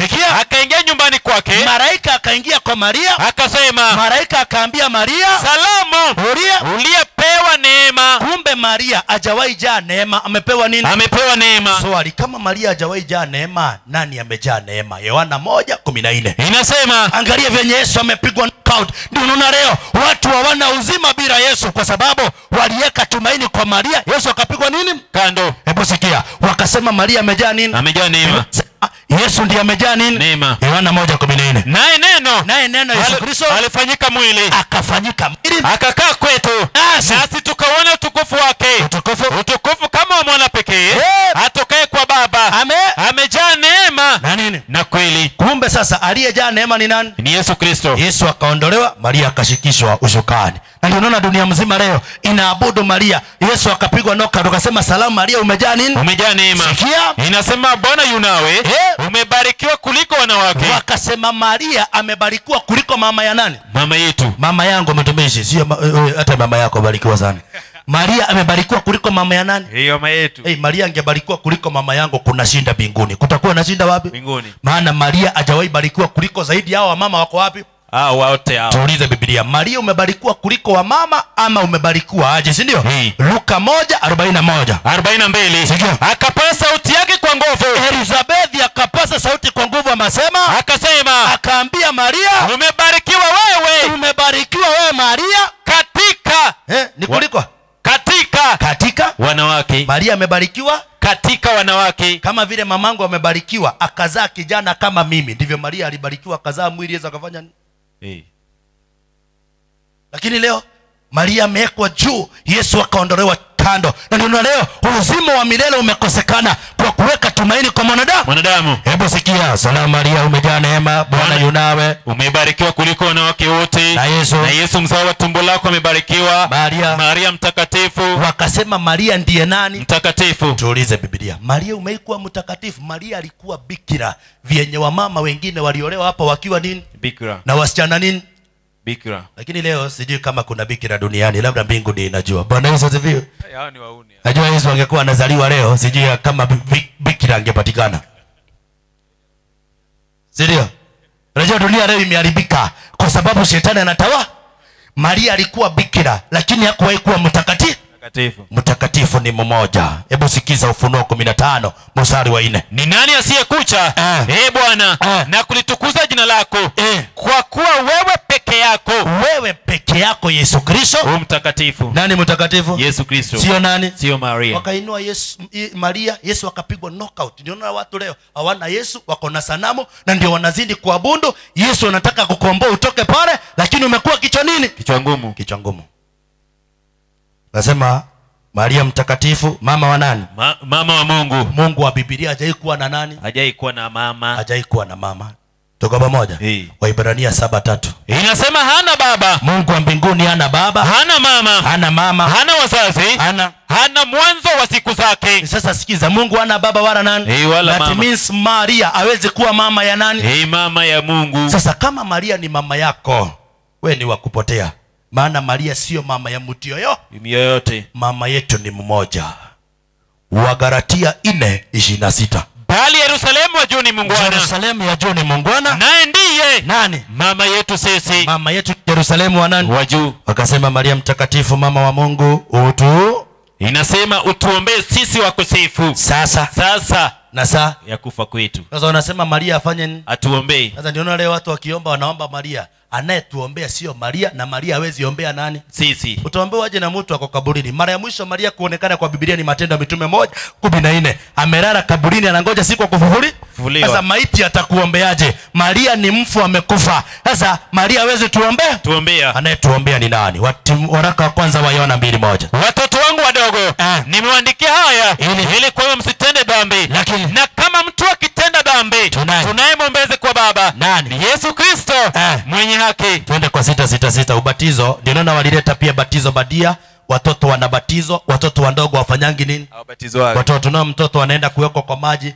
Watoto wanatezwa. Batizo badia duniani. Batizo zikaanza kuingia za kutesa watoto kunyunyizia. Hii sio batizo. Ubatizo ndio wakuzamisha. Na kama ulibatizwa hivi, mchungaji anaoga, halafu anakupea ile maji unakunywa batizo badia. Tuna muda wa kuangalia hizi vitu, masaa imeenda mtumishi. Twende kwa 666. Ufunuo 13:8 sikia. Inasema 16. Ufunuo 13:18 mtumishi. 13:18. Ufunuo. Inasema hapa ndipo penye hekima. Hapa ndipo sasa penye hekima. Yenye akili. Yeye aliye na akili. Na hesabu ya mnyama huyo. Unajua mtumishi, unaweza kuwa unatibu mtu akiwa na ugonjwa wa corona, kumbe ulitibu mtu wako na malaria, si ndio? Arthritis. Angalia. Maana hawa ni walevi. Tuko pamoja? Tungekuwa na muda tungeangalia vitu mingi uweze kuona. Angalia navuta sigara nini. Ndio unaona walevi wengi ndio wavuta sigara wamejaa kwa imani. Hauwezi enda mbinguni ukuwa mlevi wala mvuta nini? Sigara. Lazima uache hiyo njia uokolewe. Tuko pamoja? Najua unaona mtu amekuja anavuta sigara, ananyoka filter, anaweka kwa koti, anaingia kwa ibada, akimaliza anawasha, anaendelea kufanya nini? Kuivuta. Alafu anasema nimetoka kwa ibada. Bado hujabadilika. Kwa Yesu ni kubadilika. Wengine wako kanisani na pia nao ni walevi, mbona wangu, si ndio? Kuna walevi wa chakula mtumishi. Ndio na mtu anakula, amekamata chakula mingi, halafu analala na saidi moja kama nyangumi ni kucheua usiku mzima, si ndio? Bado wewe ni mlevi. Mungu anasema kuwa na kiasi. Kuna mlevi wa pombe na kuna mlevi wa nini? Wa chakula. Mungu anachukia mlafi. Anachukia nani? Mlafi. Tungesoma Mithali 28 mtumishi, masandi imeenda. Enda usome 28:1-4. Sasa angalia, ndio unaona Mungu anasema hapa ndipo penye hekima. Inasema hapa ndipo penye hekima. Yeye aliye na akili. Na hesabu ya mnyama huyo. Maana ni hesabu ya kibinadamu. Ni hesabu ya kazi ya mwanadamu. Na hesabu yake ni 600. Hesabu ya hii serikali ijasema ni alama ya mnyama. 666 si alama ya mnyama. Imesema ni hesabu ya nini? Ni hesabu. Inasema ni hesabu ya kibinadamu. Inaitwa hesabu ya jina la mnyama. Ni hesabu ya kibinadamu. Na hesabu yake ni 666. 63. Sasa hizi 63 zinamaanisha ni? Angalia sasa tumalizie pale basi. 63. Unajua nambari 7 inamaanisha ukamilifu, lakini nambari 6 ni kitu hakijakamilika, inaonyesha kazi ya mwanadamu ambaye haijakamilika, lakini nambari 7 inaonyesha utimilifu na ukamilifu wa Mwenyezi Mungu. Shetani alipokataa uaminifu wa Mungu na ukamilifu wake, akaamua kuinua nambari yake, hesabu yake rudiani, si ndio? Na akaileta ikiwa 63. 6 ngapi? 3. 6 ngapi? 3. Kila kiongozi wa Roma akiingia anapeanga kofia imeandikwa Vicarius Fidei. Yani Vicarius ni jina la Kilatini, Vicar of Christ, yani mwakilishi wa Mungu. Day ni date Mungu duniani, si ndio? Sasa mwakilishi wa Mungu duniani. Wakatufundisha shuleni Roman numbers, wakatuambia bandara ya kusoma 1 wanakupatia letter I ni sawa na sasa ukiangalia V ni nambari 5. Sasa ukihesabu hiyo kwa vicarious free day inakupatia 666. Hiyo ndio ile hesabu, si ndio? Lakini Mungu akasema kwa hii 6-3 atatumia kila 6 akileta agenda yake duniani. Marko 7 mstari wa 7 sikia. Inasema Isaya alitabiri vyema juu yenu kama enyi wanafiki, kama ilivyoandikwa, watu hawa uniheshimu kwa midomo. Watu hawa wanaheshimu Yesu kwa midomo, ila mioyo yao iko mbali nami. Nao waniabudu bure, wanafanya ibada za bure, wakifundisha mafundisho yaliyo maagizo ya wanadamu. Kumbe 6-3 ni kazi ya mwanadamu akitumika na shetani. Sasa 6 ya kwanza iko wapi mwalimu wangu, si ndio? Maana 6 ziko 3. Tuko pamoja? 6 ziko ngapi? 3. 6 ziko ngapi? 3. 6 ziko 3. Tuko pamoja? 6 ni 3. 6 ya kwanza iko wapi? Danieli 7:25. Naye atanena maneno kinyume chake aliye juu. Naye atanena maneno kinyume cha Mungu aliye juu. Naye atawadhoofisha watakatifu wake aliye juu. Atatesa watakatifu wa Mungu aliye juu. Naye atazimu kubadili majira na sheria. Ni serikali itajaribu kubadilisha masaa na sheria za nani? Za Mungu. Sasa 6 ya kwanza na 6 ya pili na ya 3 iko kwa masaa na sheria. Twende kwa masaa kwanza. Nataka kuonyesha mahali 6 ya kwanza ilikujia. Mungu alipoumba dunia, alipoumba nini? Alipoumba dunia, kitu alifanya ya kwanza. Mungu alipoumba dunia, kitu alifanya ya kwanza, aliweka siku na akaweka masaa. Na ili tuweze kujua masaa, akaumba vitu mbili kubwa chenye unaezaona na ikumbulikia, si ndio? Hebu sikiza Mwanzo 1:14. Inasema Mungu akasema na iwe mianga katika anga la mbingu. Na iwe mianga katika anga la mbingu ili itenge kati ya mchana na usiku. Sasa hii mianga inatenga mchana na usiku ni gani na gani? Mwanzo 1:16. Mungu akafanya mianga miwili mikubwa. Mungu akafanya mianga miwili mikubwa. Ule mkubwa utawale mchana, jua itawale mchana, na ule mdogo utawale usiku. Swali, kazi ya jua na mwezi ni gani? Mwanzo 1:14 sikia. Inasema ili itenge kati ya mchana na usiku. Jua inatenga mchana na usiku. Nayo iwe ndiyo dalili. Jua inakuwa ndiyo dalili. Na majira inakuonyesha mizimu majira. Na siku inakuonyesha siku moja imeisha, ingine imeanza. Sasa kumbe kitu inakufundisha kujua siku moja imeisha ingine kuja. Mungu aliweka vitu mbili kubwa, jua na nini? Na mwezi. Zikibadilishana, siku moja imeisha ingine imefanya nini? Imeanza. Shetani akasema hapana, siku iwezi anza hiyo wakati. Hebu sikiza, siku ya Mungu ilianza saa ngapi, si ndio? Nione shetani amefundisha dunia ili watu washinde kujua sabato ya nani? Ya Mungu. Unaona hata leo wengine wanaotunza sabato wamevunja sabato ya nani? Ya Mungu. Mungu anasema siku yake inaanza saa ngapi? Mwanzo 1:5. Mungu akaleta nuru mchana. Mungu akaleta nuru mchana. Na giza akaleta usiku. Ikawa jioni. Ikawa asubuhi. Siku moja. Kumbe siku ya Mungu inaanza jioni na asubuhi. Siku ya pili sikia vile vile ilianza hivyo. Mwanzo 1:8. Mungu akaleta lile anga mbingu. Mungu akaleta lile anga mbingu. Ikawa jioni. Ikawa asubuhi. Siku ya pili. Kumbe kwa Mungu siku inaanzanga jioni na inaenda mpaka tena mchana. Kwa Mungu masaa inaanza jioni. So jioni ni saa ngapi? Marko 1:32. Hata kulipokuwa jioni na jua limekwisha kuchwa. Kumbe jua likizama siku moja imeisha, ingine imefanya nini? Imeanza. Sasa leo jua limezama. Leo tuko siku gani? Leo tuko Thursday. Lakini kuna mtu anangoja saa 6 usiku aanze kuvuka nini? Kuvuka siku, si ndio?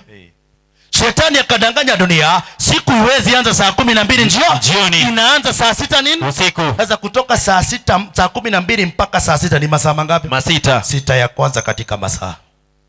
Dunia ikakubali. Ndio unaona hata confusion iko shuleni. Tunapeleka watoto, mwalimu wa kizungu akiingia anaambia watoto it is 8 o'clock. Wa Kiswahili anasema saa 2 kamili. Wa kizungu 8 o'clock. Wa Kiswahili saa 2 kamili. Wa kizungu 8 o'clock. Wa Kiswahili saa 2 kamili. Unaona?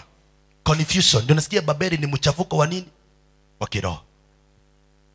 Ndio naona Yesu anaambia watu msiku iko na masaa 24, usiku masaa 12, mchana masaa 12. Hebu sikia Yohana 11 mstari wa 9. Yesu akajibu akamwambia, "Je, saa za mchana si 12?" Ndio na shetani kadanganya watu akawaambia hapana, siku inaanzanga saa 6 nini? Usiku. Kitu inafanyika usiku sio ya Mungu. Na niona Mungu hawezi kuanzishia siku katikati ya siku gani? Nyingine. Mambo ya Mungu ifanyikangi usiku, inasifanyika mchana peu. Anayefanya kazi usiku ni nani? Ni shetani. Ndio unaona watu wanaanza kuvuka mwaka saa 6 usiku. Wao umerara, unaanza amuka tunavuka mwaka. Mtoto na usingizi, amuka tunavuka nini? Mwaka. Si ndio? Shetani akakamata dunia na dunia ikakubali kudanganyika kwa masaa. 12 minus 6 11 minus 5 9 minus 10 minus 4 3 9 minus 3 8 minus 2 7 minus 1 kwa masaa 6 ya kwanza. Sasa angalia kidogo. Leo mwalimu wa kizungu anasema nambari 8 ni sawa na nambari ngapi? 2. Ama nambari 7 ni sawa na nambari ngapi? 1. Sasa ni mtumishi, nikukopesha shilingi 100 kwa Kiswahili. Kwa nini? Kwa Kiswahili. Alafu tuandikiane kotini, ufai kunirudishia kwa Kiswahili, unirudishie na kizungu. Na kizungu. Unafaa kunirudishia pesa ngapi? 700. Kuna mtu atakubali? Hamna. Kwa masaa tumekubali, lakini kwa pesa tumefanya nini? Tumekataa. 6 ya kwanza kazi shetani alifanya ili watu. Ndio unaona ukiuliza mtu akwambia sasa tutajuaje? Maana ukiangalia wrong tunes na right tunes za watu walio nchi zingine kama huko Capricorn na kwingine hawaoni jua, mtumishi, si ndio? Mwingine anasema ya kwamba masaa inapitana, watajuaje siku ya Sabato? Swali naulizanga mtu, wanajuanga aje ni Christmas? Umesikia watu wakisema kuna Christmas ya watu wa Marekani na kuna Christmas ya Kenya. Ni Sabato peke yake shetani akona shida na nini? Nayo. Akona shida nayo. 6 ya kwanza katika masaa. 6 ya kwanza iko katika nini? Masaa. 6 ya pili iko wapi? Tumalize mtumishi, si ndio? Kitabu ni kile cha Danieli 7:25. Naye atanena maneno kinyume chake aliye juu. Atanena maneno kinyume cha Mungu aliye juu. Naye atawadhoofisha watakatifu wake aliye juu. Sikia. Naye ataazimu kubadili majira na sheria. 6 ya pili iko katika sheria. Sikiza, chukua amri 10 kwa Biblia, amri 10 kwa catechism. Nikuonyeshe venye shetani alifanya ukora ili watu wabaki na tumiungu duniani wakifanya venye wanataka. Ndio Mungu akiangalia nasema wakati Israeli haikuwa na mfalme, kila mtu alifanya kitu anaona iko sawa machoni pa nani? Machoni pake. Kwa haraka mtumishi, amri 10 kwa Biblia na amri 10 catechism. Kwa haraka. Amri ya kwanza inasemaje? Mtumishi, changamuka masaibu. Inasema amri ya kwanza katika Biblia inasema usiwe na miungu mingine. Amri ya kwanza inasema usiwe na miungu mingine ila mimi. Amri ya kwanza kwa Biblia inasema inakataza mtu kuwa na miungu mingine. Amri ya kwanza catechism inasema utamwabudu Mungu na kumtumikia peke yake. Sasa amri ya kwanza kwa Biblia na catechism wako sawa ama wako sawa? Wako sawa. Amri ya pili kwa Biblia. Amri ya pili kwa Biblia inasema usijifanyie sanamu ya kuchonga wala mfano wa kitu chochote kilicho juu mbinguni wala kilicho chini duniani wala kilicho chini ya dunia, usivisujudie wala kuvitumikia. Amri ya pili catechism inasema usilitaje jina la Mungu bure. Wako na amri ya pili? Hawana. Wakang'oa amri ya pili ndio wachonge sanamu. Ndio ukisikia nakwambia kuna sanamu takatifu. Tuna muda wa kusoma hizo vitu kwa hiyo kitabu. Wakang'oa amri ya ngapi? Ya pili. Amri ya pili. Amri ya tatu kwa Biblia. Amri ya tatu kwa Biblia inasema usilitaje bure jina la Bwana Mungu wako. Amri ya tatu catechism iweke kitakatifu siku ya Mungu. Amri ya 4 kwa Biblia ikumbuke siku ya Sabato utakase. Amri ya 4 catechism waheshimu baba na mama. Wakang'oa amri ya pili na amri ya 4. Sasa ili zikuwe amri 10 au ukiangalia unaona ziko 10, walifanyaje? Amri ya 9 kwa Biblia inasemaje? Amri ya 9 kwa Biblia inasema usimshuhudie jirani yako uongo. Amri ya 9 catechism inasema usitamani mke wa mwenzako. Amri ya 10 kwa Biblia inasema usitamani nyumba ya jirani yako wala mke wake wala jirani yake wala mtumwa wake wala mjakazi wake. Amri ya 10 catechism inasema usitamani mali ya mwenzako. Wakavunja amri ya 10 mara 2, wakang'oa amri ngapi? Sasa 6 ya pili iko katika amri ya pili na ya ngapi? Ya 4. 2 plus 4 6. 6 ya pili katika sheria ya pili na ya ngapi? Ya 4. Imebaki 6 ngapi? 1. 6 ngapi? 1. Kwa Danieli 7:25 sikia 6 ya mwisho iko wapi? Naye ataena maneno kinyume chake ile juu. Sikia. Naye atawadhoofisha watakatifu wake ile juu. Sikia. Naye atazimu kubadili majira na sheria. Atajaribu kubadilisha majira na nini? Na sheria. Amri ya 4 inasema ikumbuke siku ya Sabato ufanye nini? Uitakase. 6 ya mwisho iko katika Sabato bandia. Wakafundisha dunia siku ya 7 Jumamosi ni sawa na siku ya kwanza ya juma. Wakaambia dunia 7 is the same as 1 and 1 is the same as 7. Swali mtumishi. Ukipata mama anauza makaa shilingi 70, kale kamkebe kadogo, si ndio? Uende umwambie shika shilingi 10 tulifundishwa shuleni, yani kanisani, nambari 7 ni sawa na 1. Kuna mtu atakubali? Hamna. Ndio unaona 6 ya mwisho wakati Sabato iliondolewa Jumamosi kwenda Jumapili, wakaamua kuleta kitu imepungua, wakapigana na Mungu. Unaona 7 minus 1 6. 6 ya mwisho katika Sabato inaitwa kazi 3 muhimu shetani alifanya kwa masaa na kugonga sheria ya nani? Ya Mungu. Ili watu wasije wakaelewa ukuu wa Mungu na Bwana Yesu akiangalia anasema ya kwamba ibada ya jua ilipoletwa na ikaletwa, sabato ya Mungu ikagongwa. Ndio maana makanisa ni mengi kama mahoteli. Lakini Yesu anasema lazima mtoke, kanisa lazima libaki kuwa gani? Kanisa lazima libaki moja. Simameni mliokaa, mpige hatua mkuja tufunge tuende nyumbani. Mtu yote asiende nyumbani, mkutano sio wa siasa. Na kama uko mahali ulikuwa umekaa, njoo hapa. Lazima leo tufanye uamuzi. Karibieni mlio uko mbali. Na kama unaenda pia simama, njoo usikize. Inaweza kuwa leo ndio siku yako ya mwisho. Mungu alikuwa na nafasi ya kukuita, lakini kwa sababu ya ugumu ya moyo ukosa uzima wa milele. Mtumishi, hebu toa andiko Ramadhani 24 kwa haraka nionyeshe watu kitu. Ungeanzia na Ufunuo 1:7 kwa haraka. Unajua kuna siku mbingu itahubiri. Hamjaona mbingu ikihubiri, lakini kuna siku mbingu itahubiri. Itahubiri nini mtumishi? Maana leo tumehubiri na Biblia inasema ya kwamba kuna kipindi itafika hatutahubiria hapa chini, tutahubiria juu ya nyumba juu. Ili kila mmoja anafanya nini? Anaona. Speaker tunaweka juu ya gorofa. Ndio ujumbe unaenda kila hatujahubiri bado. Hatujafanya nini? Sijui ungeanza na ile andiko kwanza watu wajue mahubiri bado haijahubiriwa. Lakini sasa hii kidogo umepata, unafanyia nini kwa ukombozi wako? Andiko la Luka ngapi? Tutaisoma kesho mtumishi. Sasa tumehubiri kidogo hapa, lakini sikiza venye Mungu anasema. Ufunuo 1:7 inasemaje? Tazama, yuaja na mawingu. Biblia inasema tazama Kristo yuaja na mawingu, na kila jicho litamwona. Sikiza makabila ya dunia na hao waliomchoma na kila kabila zote za dunia, na kabila zote za dunia wataomboleza kwa ajili yake. Sasa kwa nini kabila za dunia waomboleze Yesu anaporudi mara ya pili? Mathayo 24:30 zikia. Inasema 24:30. Kisha ndipo itakapoonekana ishara yake mwana wa Adamu. Wakati ishara ya Yesu itaonekana mbinguni, ndipo mataifa yote ya ulimwengu watakapoomboleza. Kumbe ishara ikionekana ya mwana wa Adamu, mataifa yanaanza kuomboleza. Kwani ishara ya Yesu ni nini? Yaani ishara ya kuonyesha uko na uhusiano na Yesu ni nini? Maana kuna siku mbingu itahubiri. Hebu piga kwa haraka mtumishi, iko hapa 19:1 kitabu cha Zaburi. Inasema mbingu zahubiri utukufu wako, na anga laitangaza kazi ya mikono yako. Kuna siku mbingu itahubiri, ifundishe dunia, kuonyesha watu ishara ya mwana wa nani? Kwani ishara ya Yesu ni gani? Exodus mtumishi, Kutoka 31:16 na 17. Inasema kwa ajili ya kitu itafanya mataifa waomboleze, ni kwa sababu ya ishara ya Yesu walioikataa. Ishara ya Yesu ni inasemaje? Kwa ajili ya hayo wana wa Israeli, inasema wana wa Israeli na watu wa Mungu watashika sabato ya Mungu na kuiangalia sana hiyo sabato katika vizazi vyao vyote. Ni agano la milele, ni ishara. Kumbe ishara ya Mungu na sisi ili tujulikane ni watu wake ni sabato. Ndio sabato ikifundishwa na mbingu ikitangaza utukufu wa Mungu.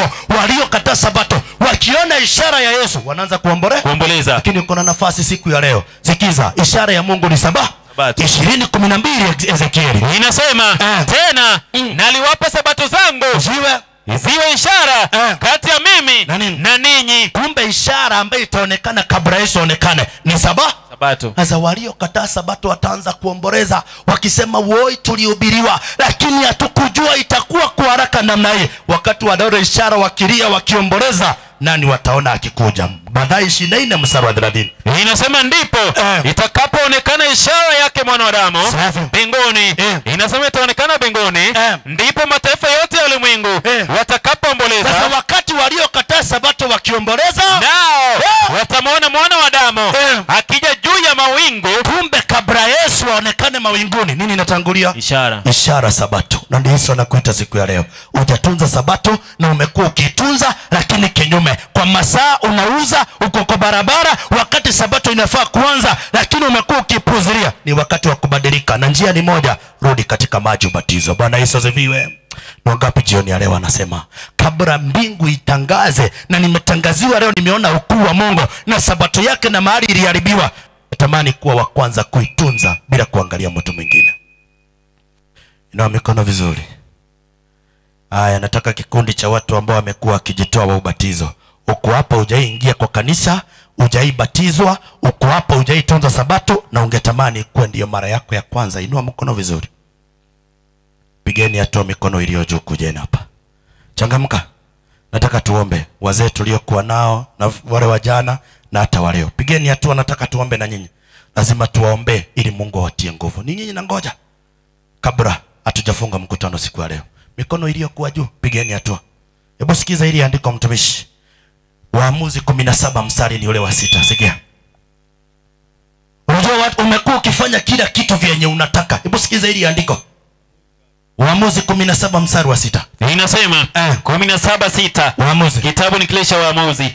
Siku hizo hapakuwa na mfalme katika Israeli. Kila mtu alifanya hayo aliyoyaona. Umekuwa ukifanya chenye uliona kuwa ni mema machoni pako mwenyewe. Ulikuwa unafanya ibada tu ukiona ni chema machoni pa nani? Pako. Lakini Mungu anakuambia kabreki sasa. Ushajua sabato ya Mungu, tembea katika njia iliyo salama. Uko hapa. Hujaitunza sabato, na kama ulikuwa ukitunza umeivunja kwa njia moja ama ingine. Yesu anakuita leo, tunataka kuomba na nyinyi. Mungu ndio uvumilivu, anakuvumilia, anakuita. Kuna watu tumekuwa nao wakijitoa, wako wapi? Ninyi na ngoja leo, pigeni hatua, usiogope mtu yote, njoo. Barikiwa sana ndugu. Mwingine, harakisheni, ninyi na ngoja. Ukifanya moyo kuwa mgumu, utapotea. Kuna mwingine, piga hatua. Safari ya imani hautembei na mjirani yako. Kutoka 20 mtumishi 23 mstari wa 2 sikia. Wengi watapotea maana watu wanaangalia umati wa watu. Lakini mmoja hata akipatikana mbingu iko na nini? Iko na furaha. Kuna uwezekano wewe ndio Mungu alikuja kuita. Kuna mzee mwingine tulikuwa naye. Ameenda wapi? Kuna mzee yule mlikuwa naye amekuja leo? Nafikiria tutampata kesho. Hebu nione ni wangapi wamebatizwa ubatizo wa maji mengi. Umebatizwa ubatizo wa maji mengi. Inua mkono vizuri. Inua vizuri. Na uangalie vizuri jirani yako aliyo karibu na wewe. Umebatizwa ubatizo wa maji mengi. Kama kuna mtu unaona mkono uko chini, mshike mkono mlete hapa tuweze kuomba naye. Mshike mkono. Kuna wengine Yesu anasema itabidi wanasuriwa kwa moto walete. Mshike mkono mlete.